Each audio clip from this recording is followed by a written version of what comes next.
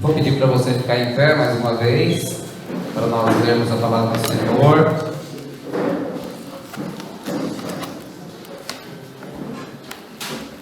Marcos, capítulo 13, versículos de 1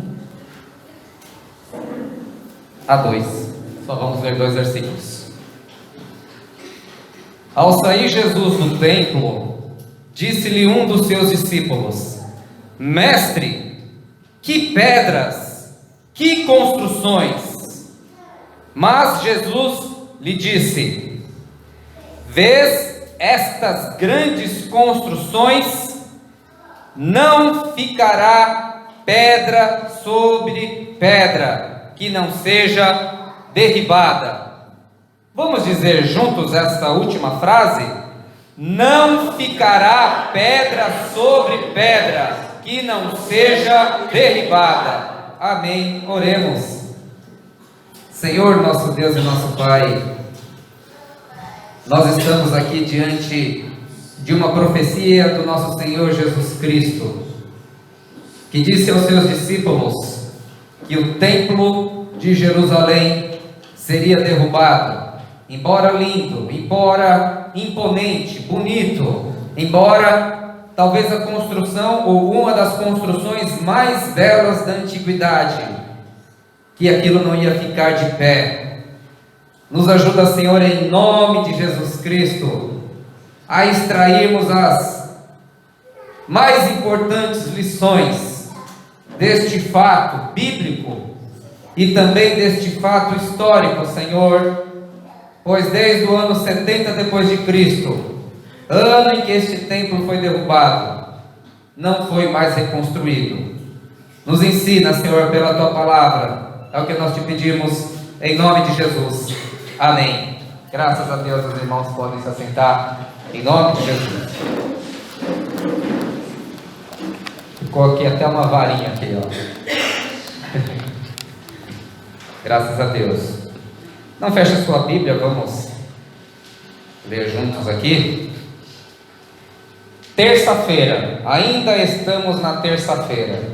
Nós pregamos o Evangelho, estamos estudando aqui o Evangelho de Marcos e a gente estuda passagem após passagem o livro inteiro. Então nós estamos, já tem alguns meses, já acho mais de 6 meses, nós estamos no Evangelho de Marcos. E essa daqui é a última semana que antecede a sexta-feira em que Jesus foi crucificado, a sexta-feira. Então ele entrou domingo em Jerusalém, ele expulsou os cambistas numa segunda-feira, e numa terça-feira ele pregou, ensinou o dia inteiro, e ele debateu com fariseus, debateu com saduceus, com herodianos, com escribas, e em todas as vezes ele foi bastante enfático e vencedor. Óbvio, é o nosso Senhor. E aqui é o final da terça-feira. Foi um dia só de ensinos e debates, e eles estavam se retirando agora. Pois bem, veja no versículo 1. Ao sair Jesus do templo de Jerusalém, um dos seus discípulos disse o seguinte: Mestre, que pedras, que construções! Realmente, irmãos, era um templo lindo. Ele era todo feito assim de um mármore branco e também revestido a ouro em muitos dos seus lugares, no telhado. Então, se uma pessoa olhasse, ele ficava em cima do monte em Jerusalém, cidade de Davi, Monte Sião. Se alguém olhava de longe e visse aquela construção branca, parecia neve. Tão bonito, tão branco que era. E Flávio Joséfo diz que algumas partes do templo, parte superior era revestida de ouro. Quando batia o sol, você não conseguia olhar diretamente para esse reflexo de tão forte que era. Então era um templo maravilhoso. Alguns diziam que se alguém não tivesse conhecido ainda o templo de Jerusalém, ainda não saberia dizer que era um templo bonito. Não saberia o que é uma construção bonita. Tão bonito que ele era. O Templo de Jerusalém, ele foi construído pela primeira vez por Salomão, em mais ou menos 965 a.C. E era também uma construção magnífica, maravilhosa. Salomão, ele foi dono de um reino riquíssimo. Ele herdou esse reino do seu pai Davi. Era maravilhoso. Entretanto, no ano de 580, mais ou menos, antes de Cristo, esse templo foi destruído pelo rei Nabucodonosor, dos babilônios. Foi destruído. O reino veio abaixo. Quando passou mais ou menos uns 70 anos depois, esse templo ele voltou a ser reconstruído. Quando os persas eles começaram a libertar os judeus para voltar para Jerusalém. Então veio um grupo com Zorobabel, veio um grupo com Esdras e com Neemias, e voltaram a reconstruir esse templo. Quando o templo terminou, que os mais velhos viram e que conheciam o templo de Jerusalém, a Bíblia diz que eles olharam e choraram, porque quem viu o templo feito por Salomão e depois viu esse outro templo construído por Esdras e Neemias, a diferença era muito grande, estava muito feinho. Então, quem conheceu pela primeira vez está maravilhoso, erguemos o templo, mas quem tinha visto o antigo chorou. Pois bem, os anos se passaram, terminou o domínio persa, veio Alexandre o Grande, morreu, seu reino foi dividido por alguns capitães gregos, e um homem chamado Antíoco Epifânio, mais ou menos no ano de 180, não estou sendo muito exato com as datas, invadiu o templo, sacrificou um porco no altar, sacrificou um porco e ergueu divindades pagãs. Um grupo de judeus se retira para as montanhas e começa a revolução dos Macabeus. Macabeus, Matatias, é um grupo guerrilheiro zeloso, forte, fiel a Deus. E pelo método de guerrilha, eles vão reconquistando Jerusalém, expulsam os pagãos e rededicam o templo. E finalmente, Israel volta a ser uma nação independente. Jerusalém, Judá. Só que os judeus eles não entram em um acordo para saber quem é que vai governar entre eles. Tudo isso pode ser lido no livro de 1º e 2º Macabeus, que não está na Bíblia evangélica, mas se encontra na Bíblia católica. Você pode ler a história, é interessante, vale a pena, precisa conhecer. Senão fica um vazio muito grande entre o último livro da Bíblia protestante e Mateus. Então é bom ter esse conhecimento histórico. Passaram 400 anos. Eles não entram num acordo, quem vai liderar? Chamam um romano para decidir. E aí, quem de nós vai liderar? Eu decido, vocês não entram num acordo, eu reino. E os romanos começaram a dominar também Judá e Jerusalém. E um homem chamado Herodes o Grande, para conseguir o favor das elites locais, governar de uma forma assim, ele era terrível, Herodes o Grande, matou filhos, matou mulher, já contei a história dele aqui. Tinha uma esposa chamada Mariana, matou a Mariana também, porque ele desconfiava de tudo e de todos. Mas ele começou a reconstrução do templo, e aí o templo ficou realmente maravilhoso do jeito que era quando os discípulos viram aqui. Nesse momento aqui, para vocês terem uma ideia, o templo não estava totalmente construído ainda faltava fazer algumas coisas. Só foi terminar lá no início dos anos 60 depois de Cristo. E aí no ano 70 foi destruído pelos romanos, uma guerra judaica. Então era um templo realmente maravilhoso. Veja no versículo 2. Mas Jesus lhes disse: vê essas grandes construções. E aí a palavra aqui que foi um banho de água fria. não ficará pedra sobre pedra. Então, você imagina isso na cabeça de um judeu, que ele era um lugar, imagine que você só tivesse uma igreja para você frequentar, e aquela igreja, aquele templo seria destruído. Imagine se isso acontecesse. Pois é o que Jesus tinha acabado de dizer: não ficará pedra sobre pedra. No ano de 67 depois de Cristo, começou a revolta dos judeus, liderada pelos zelotes. Os zelotes eram um grupo, eles são mencionados no Novo Testamento. Jesus tinha um discípulo que era zelote. Era um grupo radical. O termo vem de zelo. E eles, diante do quadro de opressão romana, eles tinham uma resposta através da guerrilha armada. Vamos nos armar e vamos expulsar, e Deus será conosco. E começou uma revolta. Eles tiveram algumas vitórias, algumas breves vitórias, mas era meia dúzia de judeus lutando contra o Império Romano. Então, depois você dá uma olhada, vai lá no Google, clica lá, tamanho do Império Romano, e dá uma olhada no mapa, para vocês verem o tamanho que era o Império Romano. Os romanos invadem Jerusalém, 1 milhão de judeus vêm para Jerusalém para defender o seu templo. São todos mortos e massacrados. Homens, velhos, crianças são atravessados com a espada. Mulheres têm o seu ventre aberto pela espada e seus filhos mortos no seu ventre. Um soldado romano com uma tocha pequena, os judeus amarrados vendo, os romanos falando: joga a tocha.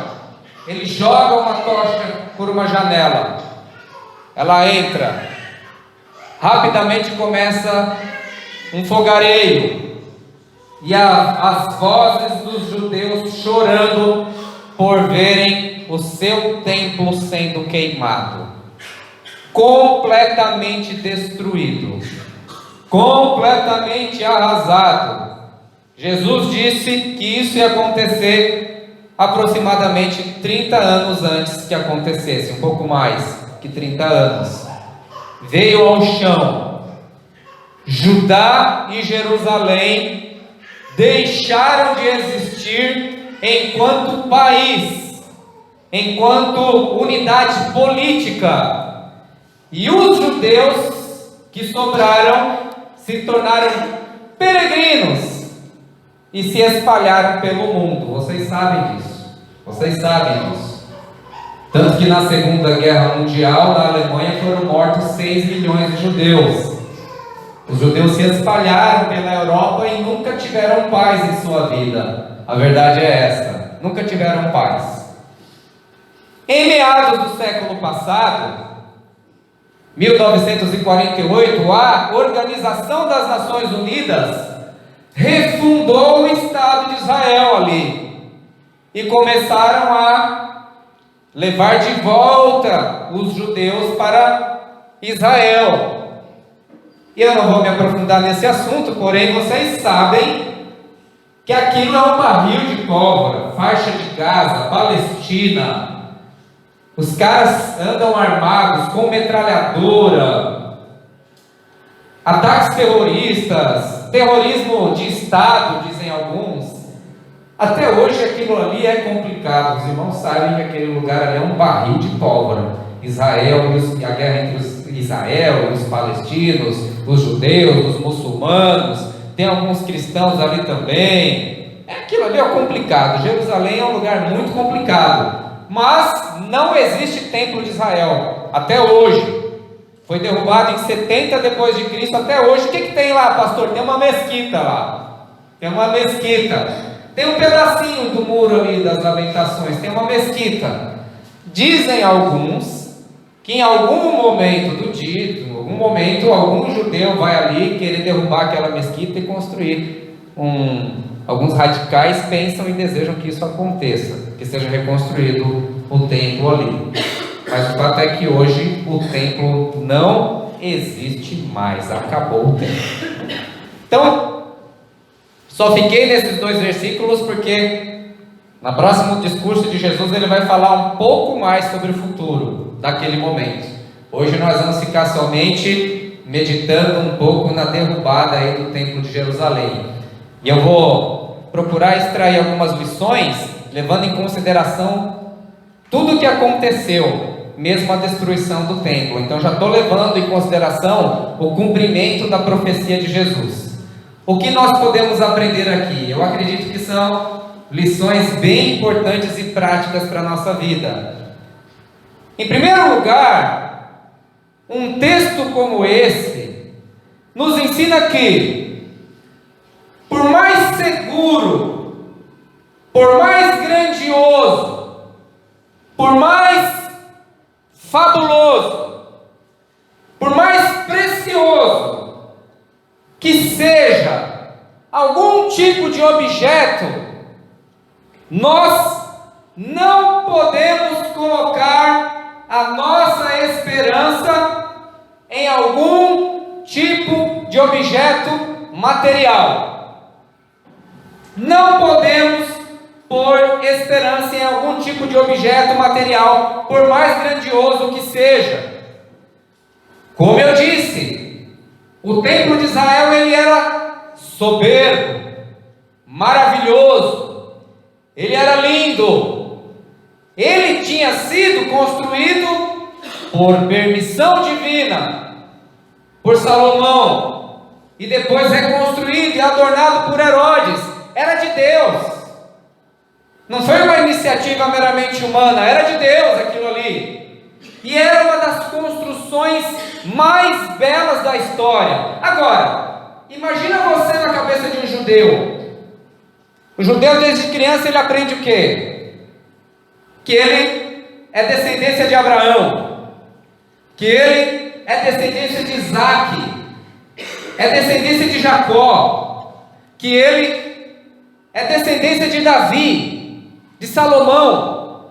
O judeu, ele cresce até hoje sendo ensinado que eles são o povo escolhido de Deus, e que Jerusalém é o lugar onde se deve adorar, e que aquele templo é o templo de Yahvé, é o templo de Deus. Você quer mais segurança do que isso? Somos o povo da lei, somos o povo de Moisés, somos o povo de Deus.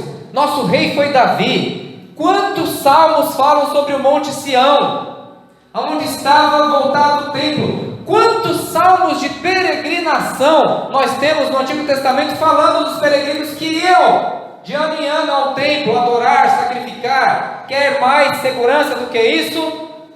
Não ficou pedra sobre pedra. Não ficou pedra sobre pedra. Então, não coloque a sua esperança em nada daquilo que é material, por mais importante que seja. Não coloque sua esperança no dinheiro, porque não fica pedra sobre pedra. Não coloque sua esperança numa casa, porque não ficará pedra sobre pedra. Não coloque sua esperança em um país, porque não ficará pedra sobre pedra. Não coloque esperança em cima de uma pessoa, porque não vai ficar pedra sobre pedra. A sua esperança tem que estar unicamente em Deus. A sua segurança tem que estar unicamente em Deus. Não coloque esperança no seu marido. Não coloque esperança nesse cara que está sentado do seu lado aí, nessa mulher. Você deve amá-la como Cristo amou a igreja, etc. e tudo mais, mas ele vai passar, e ele pode te decepcionar um dia. A tua esperança, maldito homem que confia no braço da carne. Não fica pedra sobre pedra. O dinheiro, hoje o que tem de mais precioso que as pessoas vão atrás do dinheiro? Até o dinheiro é fictício, você sabia? Você sabia? Eu não tenho muito tempo para falar sobre isso, mas você sabia que até o dinheiro é uma coisa fictícia? Ah, eu tenho, pastor, 150 mil, 200 mil, 300 mil, digamos que você tenha todo esse valor. Sabe que nem isso? Sabia que isso é fictício? São só números no computador? Você não tem? Vou dar o seguinte exemplo para você. Imagina que você tem uma empresa que constrói prédio. Você constrói um prédio. Sua empresa constrói um prédio. E você acabou de receber 1 milhão pela construção do prédio. Presta atenção nesse exemplo aqui. Você pega esse 1 milhão e coloca no banco. O banco acabou de abrir, você confia no cara que abriu o banco, você coloca 1 milhão lá. Quanto tem dinheiro no banco? Acabou de abrir. Quanto tem? Não está difícil. 1 milhão. Tem 1 milhão lá. Aí, chega eu e quero contratar. Eu era o dono da empresa, no exemplo? Não. Sei lá. Mas eu quero construir. E vou até a construtora e pergunto: quanto fica? 1 milhão. Eu não tenho 1 milhão em casa, debaixo do colchão. Talvez o Antônio tenha. Ele está fingindo que está dormindo aí, porque eu estou falando dele. Mas talvez ele tenha 1 milhão. Por isso que ele fecha os olhos, para ninguém saber que ele é milionário. Você pensa que eu não te pego? Você pensa que eu não estou vendo daqui? Rapaz, eu treino para falar. Eu treino, eu sou eloquente, eu grito aqui, para você não dormir. Aí, eu pago 1 milhão, pego 1 milhão do banco, pago 1 milhão para o dono da construtora, ele constrói. Ele pega esse 1 milhão e coloca no banco. Quanto que ele tinha antes de colocar dinheiro no banco? 1 milhão. Agora que ele recebeu meu 1 milhão, ele está com quanto? 2 milhões. Ele colocou 2 milhões no banco.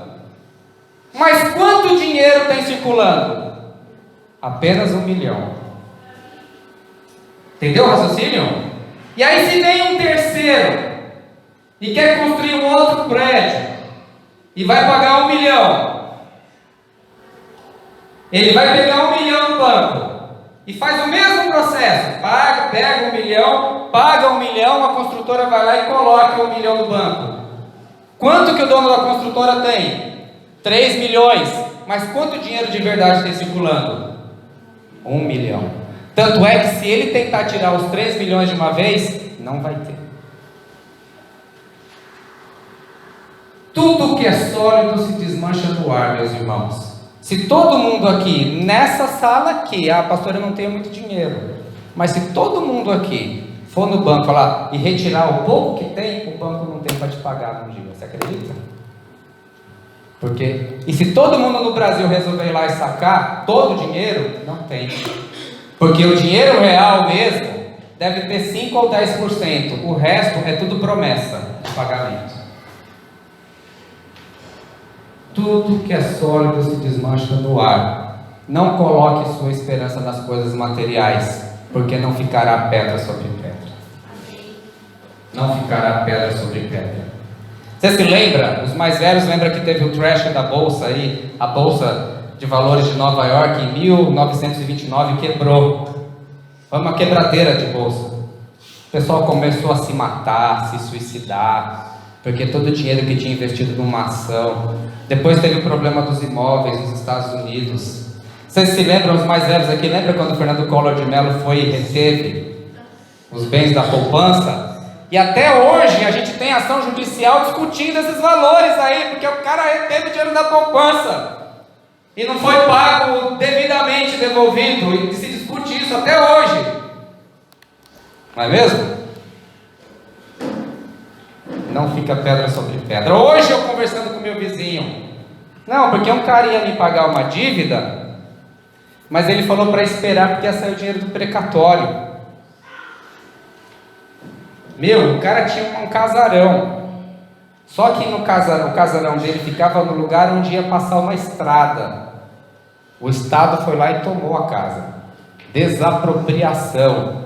o que mostra que você não tem a propriedade absoluta do seu bem. O Estado pega a sua casa e te paga um valor pequenininho. Aí você vai brigar na justiça, briga uns 12 anos. Aí sai o verdadeiro valor, o valor é X. Aí você vai cobrar do Estado, vira precatório. Cara, a gente tinha ação lá de 100 anos, passa para o neto, para o filho, não é? Não é, Valdir? Não fica pedra sobre pedra, irmãos. Não coloque a sua esperança nem na sua saúde, porque não fica pedra sobre pedra. Eu sei que você deve, nós devemos nos amar e cuidar ao máximo e fazer o melhor uns pelos outros, mas a nossa esperança verdadeira tem que estar em Deus. Não coloque sua fé em pedra sobre pedra, coloque a sua fé na rocha eterna que é Cristo. Em nome de Jesus. O Salmo 27 diz: alguns confiam em carros, outros em cavalos, mas nós confiamos no nome do Senhor, o nosso Deus. Que assim seja na sua vida, em nome de Jesus. Pois bem, segundo lugar, não entre em batalhas que o Senhor não mandou você lutar, principalmente se o seu inimigo for mais forte do que você. Principalmente se for mais forte do que você. Israel, comparado com o Império Romano, era uma pulga, muito pequeno. O próprio Jesus disse que se nós fôssemos à batalha com alguém, tínhamos que fazer o cálculo: que rei que vai à batalha com alguém, tendo 1000 soldados, vai lutar contra um exército de 100.000? Não, vai mandar alguém para negociar condições de paz. Certo?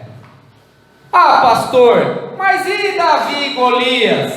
Não pode acontecer? Pode, mas aí é o Senhor que está por trás dessa batalha aí. Aí é o Senhor. E veja, Davi tinha um coração segundo o coração de Deus. Esse povo aqui já tinha perdido o favor de Deus, como a gente viu nesse capítulo 12 inteiro do Evangelho de Marcos. E se você comparar com o capítulo 23 de Mateus.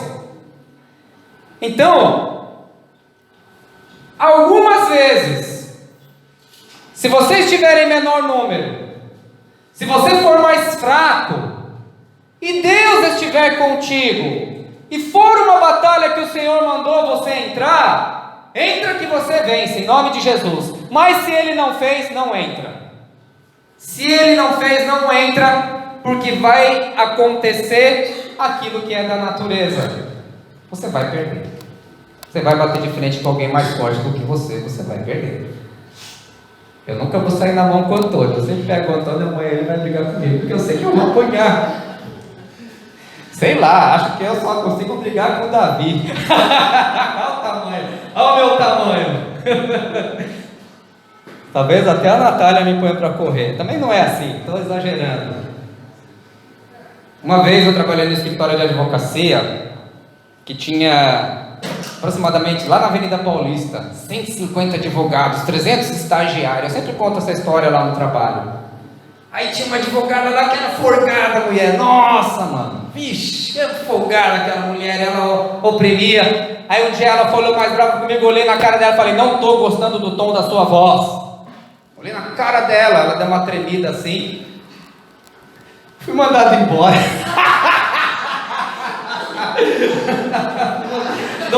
Esperou passar um tempinho para não ficar na cara que eu fui mandado embora. Desempregado. Agora você vê como é que é a raiva, né? Eu sei o nome da pessoa até hoje. As pessoas que me trataram bem eu esqueci, mas fica aqui, né? Você quer vingança, né? Em nome de Jesus, isso é passado. Então não adianta bater com quem é mais forte do que você, porque seguindo o curso da natureza, você vai levar a pior. Eu estou falando para você ser covarde, para você, não estou dizendo isso daí. Estou dizendo para você ser prudente. Quão melhor é adquirir a sabedoria do que o ouro, E quão mais excelente adquirir a prudência do que a prata. Provérbios 16:16. Complementado com aquilo que Jesus disse, que hoje não é mais assim, vamos matar o inimigo, vamos derrotar, não. Jesus disse: orai pelos inimigos, ame os seus inimigos e orem por aqueles que vos perseguem. Amém?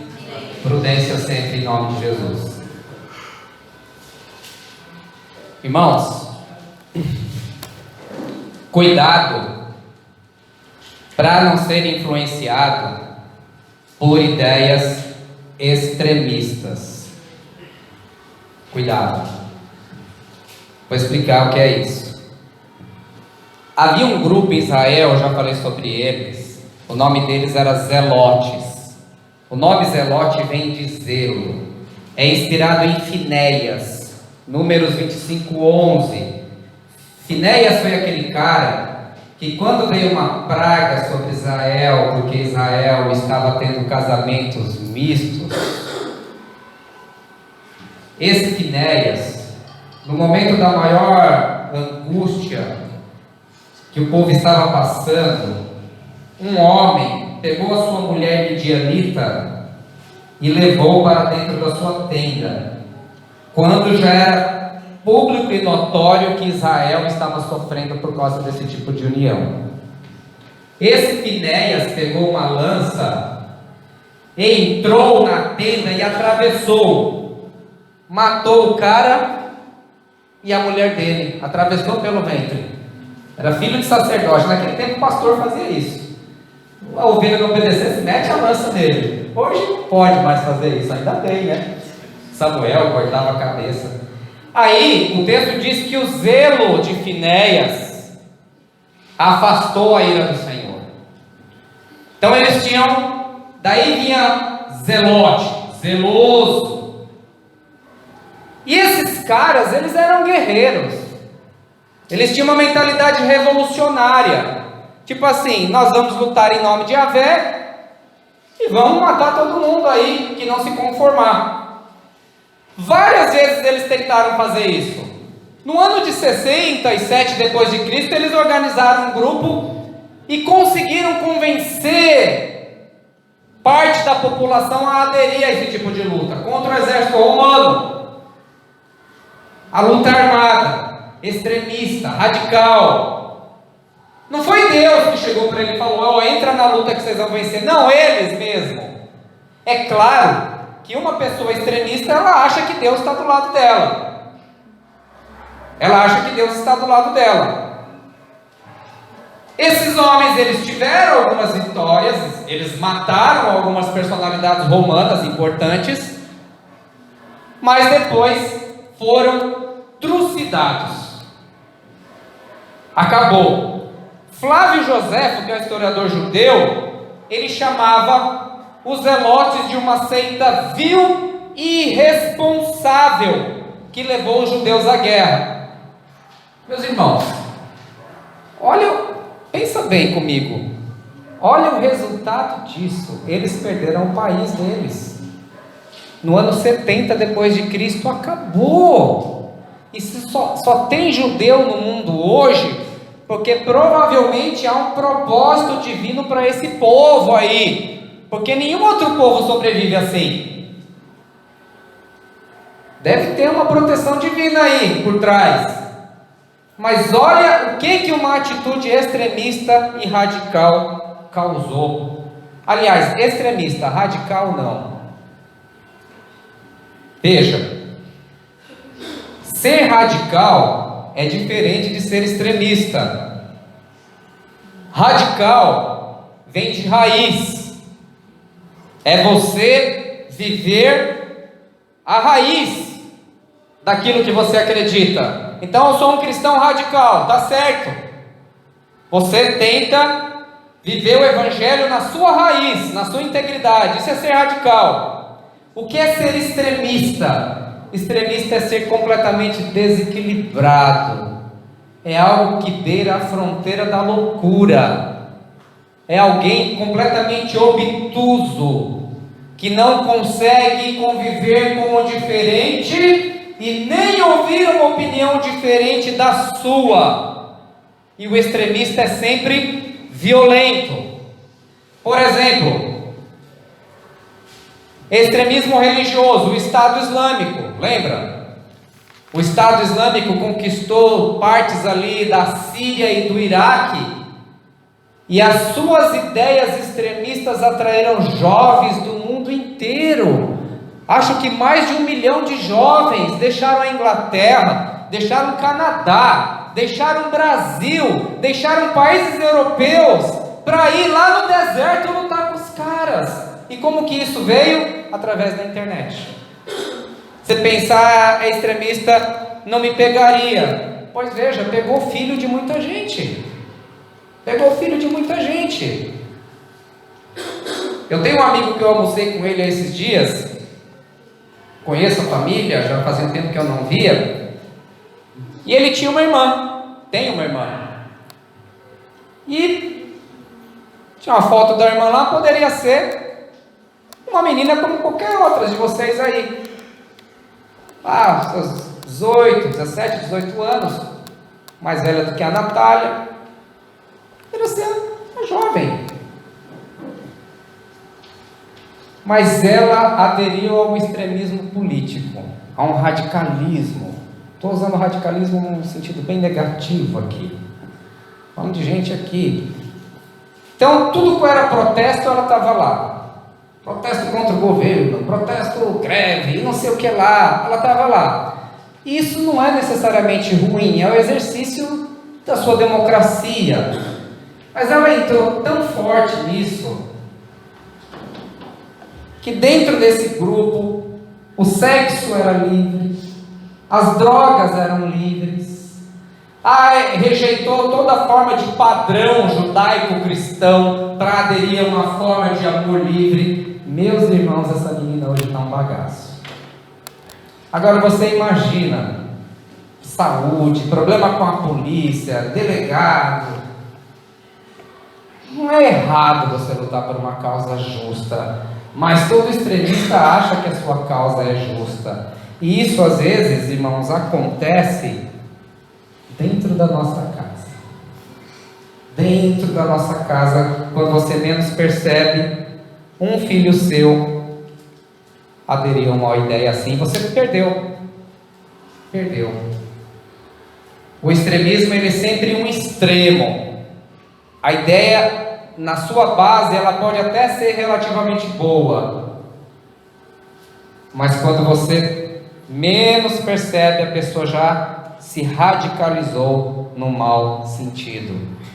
Então, tome muito cuidado com ideias extremistas e fanáticas. Os zelotes eram fanáticos e eles levaram à destruição de uma nação, irmãos. Imagine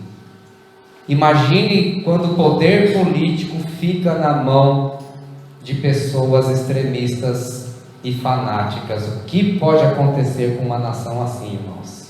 O que pode acontecer? Jesus diz: quando o cego guia outro cego, ambos caem no buraco. Deus tenha misericórdia de nós, Deus tenha misericórdia da nossa cidade, da nossa nação brasileira, em nome de Jesus.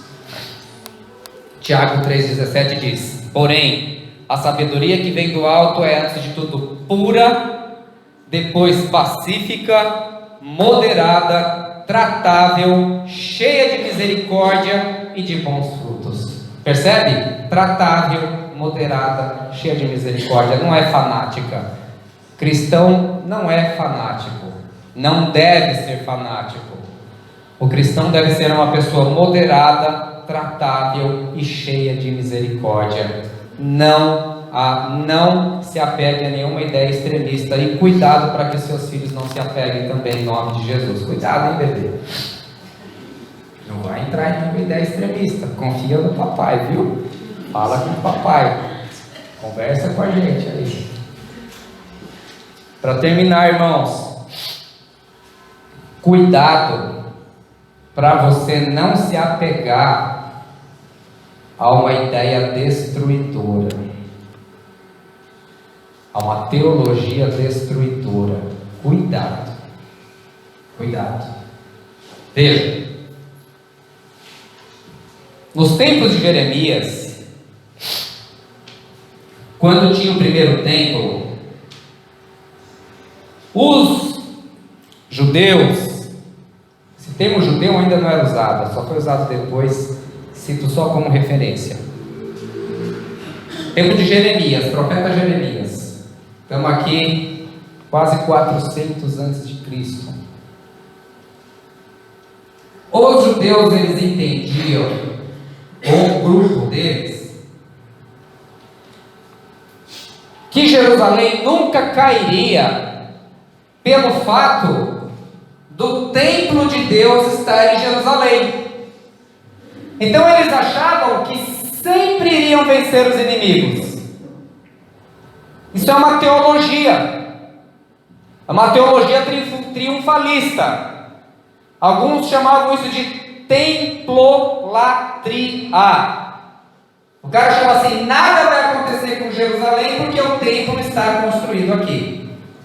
E Deus não tem interesse por templos, Ele tem interesse pela sua vida, por uma vida reta, não por um templo bonito. Deus não está nem aí para isso. O templo é só um meio. Mas eles tinham essa ideia.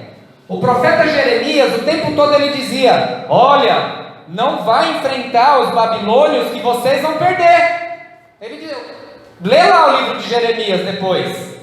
E os caras falavam: Jeremias, você é um pessimista. E chutavam o Jeremias, e jogavam o Jeremias no buraco, e prendiam o Jeremias, e mandava queimar o livro de Jeremias. Enquanto isso, uma pancada de outros profetas diziam: pode confiar que Deus é conosco, Deus é contigo, não, pode confiar, pode ir para a guerra, você vai vencer porque nós temos o templo aqui. E Jeremias ia na contramão, pois os babilônios vieram e destruíram tudo, porque os caras queriam enfrentar. E depois Jeremias foi assassinado.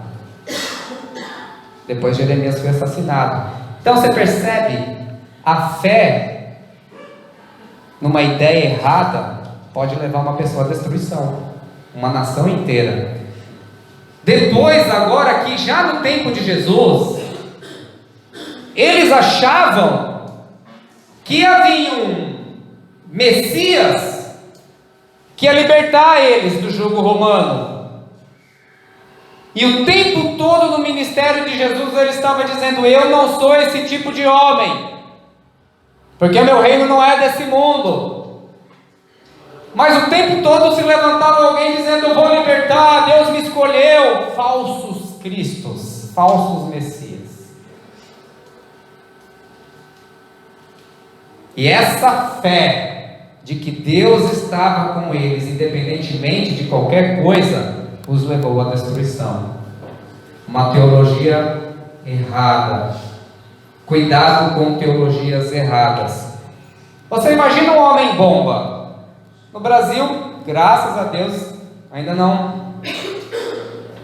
O cara do Estado Islâmico veio uma entrevista, ele falou que o Brasil é tão insignificante que não valia a pena. Graças a Deus. Mas você imagina um homem bom, um jovem, 20 e poucos anos, 25, que explode aí dentro de uma igreja. Ele acredita que quando ele fizer isso, ele vai direto para o paraíso de Alá e vai ter 72 virgens esperando ele. Fecha os ouvidos, filha. E que ele vai aproveitar 72 virgens porque ele vira um super-homem. Que coisa espiritual. E no outro dia as mulheres vão estar virgens de novo. Parece brincadeira, né? Que coisa mais carnal, né? É uma maravilha para as mulheres uma ideia dessa, né? Não estou dizendo que o islamismo prega isso, estou dizendo que uma vertente ensinou isso para esse cara. E ele vai lá e destrói a vida dele e de outras pessoas. Imagine uma família que recusa uma transfusão de sangue. Você está com um filho doente ali, mas você acredita que a sua teologia te ensinou que receber uma transfusão de sangue é pecado, baseado em um livro que foi escrito, em uma passagem que foi escrita quando nem existia transfusão de sangue. Milhões de pessoas acreditam assim, irmãos. E você perde uma vida muitas vezes por causa de uma coisa dessa. Uma teologia assim. Estamos falando de uma pessoa que morre por causa disso. Ou então uma família que tem uma filosofia anti-vacina. Não, eu não vou dar vacina no meu filho porque eu aprendi no YouTube que faz mal. E aí você pega uma droga de uma doença que já estava morta há anos e ela volta a matar. Porque esse negócio se espalha, porque você fica vendo bobagem e acreditando. Eu não fui, você fez medicina? Não. Então você acredita no Zé Ruela que está lá no YouTube te ensinando. Pastor, mas era tão convincente. E infelizmente, parece brincadeira, mas os caras que começaram essa ideia morreram de doenças porque não tomaram a vacina que tinha que ter tomado e morreu. E aí nós vimos agora lá no Tribunal de Justiça, uma das câmaras do direito público mandou vacinar uma criança de 3 anos que os pais nunca tinham vacinado. São ideias extremistas. E aquela pessoa que deixa de tomar um remédio e fazer um tratamento médico, porque ela tem convicção que Jesus levou sobre ele todas as nossas enfermidades, e que se ele parar e se ele continuar tomando remédio, ele está mostrando que ele não tem fé. Eu vou parar de tomar remédio, porque se eu tomar remédio, eu estou mostrando que eu não tenho fé. Aí foi levantada uma pesquisa nos Estados Unidos, onde foi feita uma pesquisa desse tipo. Milhares de pessoas morreram porque pararam de tomar remédio. Porque acha que milagre é assim. Milagre é que nem chupar bala. Não é que nem chupar bala. Milagre é uma coisa estupidamente sobrenatural. Absolutamente sobrenatural. E aí um monte de gente morre, porque fala, eu vou seguir o... Cara, nunca, a Bíblia não ensina isso. Não ensina isso. Os médicos, os remédios são dom de Deus na vida dos seres humanos, irmãos. Isso está numa obra chamada Eclesiástico, que não se encontra também na Bíblia evangélica, mas eu aconselho todos a lerem também. Eles dizem que o médico, os remédios são dom e sabedoria de Deus.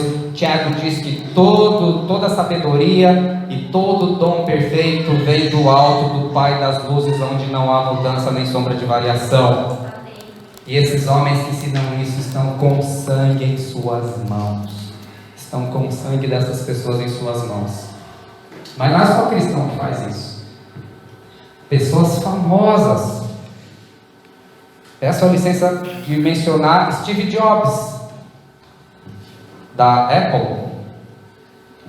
Riquíssimo, visionário. Ele rejeitou um tratamento convencional para fazer uma terapia e descobriu câncer no pâncreas. O médico falou, precisamos tirar agora aqui, tranquilo, vamos tirar aí que está tudo certo. Ele, imbuído de uma filosofia orientalista, foi tomar chá, foi tomar erva, sei lá, banho de luz, eu não sei o que é. Outras pessoas fizeram isso. Você pega, tem algumas reportagens que dão uma lista enorme de pessoas famosas. Um cara como Steve Jobs, um visionário, quando ele quis voltar para o tratamento tradicional, era tarde demais. Morreu.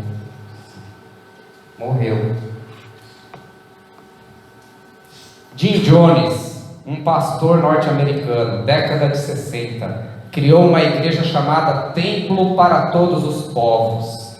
Uma igreja maravilhosa, irmãos. Naquele tempo, era uma das poucas igrejas interraciais. Tinha brancos, negros, hispânicos, pessoas de todas as raças. Uma igreja que fazia muita obra social. Tinha obra social, ajudava trabalhos educacionais, nossa pastor, está parecendo com a nossa, não, acabou, é só isso daí.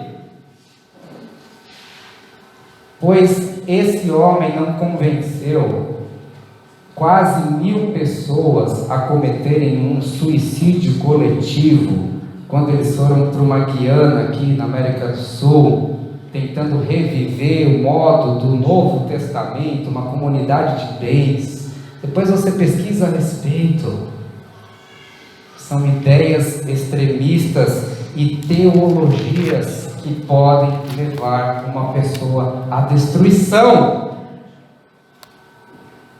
Ah, se eu der todo o meu dinheiro naquela igreja, Deus vai reverter o meu quadro. Pois bem, você vai lá, puxa um extrato lá, você vai verificar que tem um monte de gente processando igreja, porque, enfim, já falei sobre esse assunto aqui. Irmão, uma crença errada pode destruir a sua vida. Então, não fique somente na opinião de um grupo ou de uma pessoa. Escute, estude, pondere, tenha bom senso. Porque você imagina, irmãos, Israel recebeu 2 dos melhores seres humanos que pisaram na face da terra. Os 2 melhores, João Batista e Jesus. João Batista eles cortaram a cabeça, e Jesus eles crucificaram.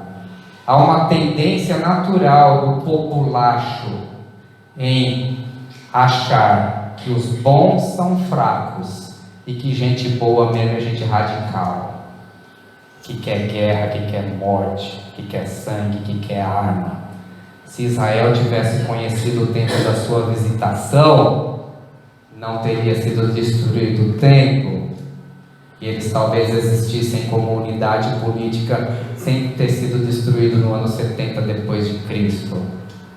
Mas Israel não conheceu o tempo da sua visitação. Cuidado para não rejeitar os bons e começar a acolher gente ruim para seguir. Gente extremista, gente radical, no pior sentido do termo. Não ficará pedra sobre pedra, irmão. Não ficará. Não coloque sua confiança em bens materiais. Não ficará pedra sobre pedra, meu irmão. Cuidado para não entrar em guerra que Deus não mudou. Não ficará pedra sobre pedra, meu irmão. Cuidado para não aderir a ideias extremistas. Não ficará pedra sobre pedra. Cuidado para não crer na mentira, porque conhecereis a verdade e a verdade vos libertará. Em nome de Jesus. Amém? Deus abençoe.